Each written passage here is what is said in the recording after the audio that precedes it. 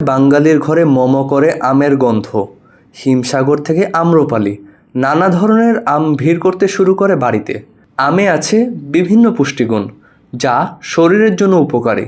তবে অতিরিক্ত আম খেলে হতে পারে বিপদ।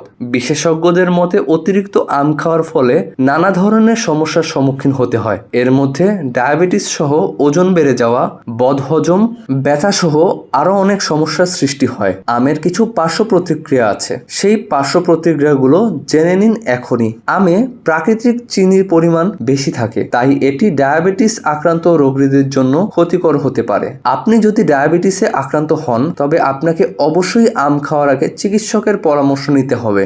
অনেকেই একের পর এক আম খাওয়া শুরু করেন। আম প্রচুর পরিমাণে আঁশ সমৃদ্ধ, যা অতিরিক্ত খেলে ডায়রিয়ার সমস্যা সৃষ্টি হতে পারে। আমে রয়েছে ইউরিসিয়াল নামক রাসায়নিক, যার ফলে অনেকের শরীরেই অ্যালার্জির সমস্যা দেখা দিতে পারে। অনেকের চর্মরোগও দেখা দেয়। এই রাসায়নিকের ফলে ত্বকের সমস্যা যেমন ত্বক ফুলে ওঠা, ফোসকা এবং চুলকানি হতে পারে। যাদের ত্বকের অ্যালার্জির প্রবণতা আছে তারাও আম খাওয়া নিয়ন্ত্রণ করুন। আম খেলে চোখ জ্বালা, হাঁচি, পেটে ব্যথা, ঠান্ডা লেগে যাওয়া সহ আরও অনেক সমস্যা হয়ে থাকে, তাই আম খাওয়ার আগে সচেতন থাকুন। কাঁচা আম বদহজমের সমস্যা বাড়িয়ে তোলে। ফলের রাজা আমের ক্যালোরির পরিমাণও বেশি, যা দ্রুত ওজন বাড়িয়ে দিতে পারে।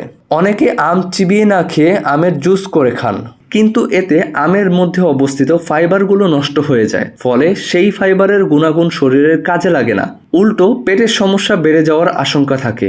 আম শরীরের উত্তাপ অনেক বাড়িয়ে তোলে, তাই গরমে অত্যাধিক আম খাওয়া এড়িয়ে চলুন। আয়ুর্বেদের মতে আম কখনোই দুধের সঙ্গে খাওয়া উচিত না। এটি বদহজম, ডায়রিয়া সহ পেটের স্বাস্থ্যের ক্ষতি করতে পারে।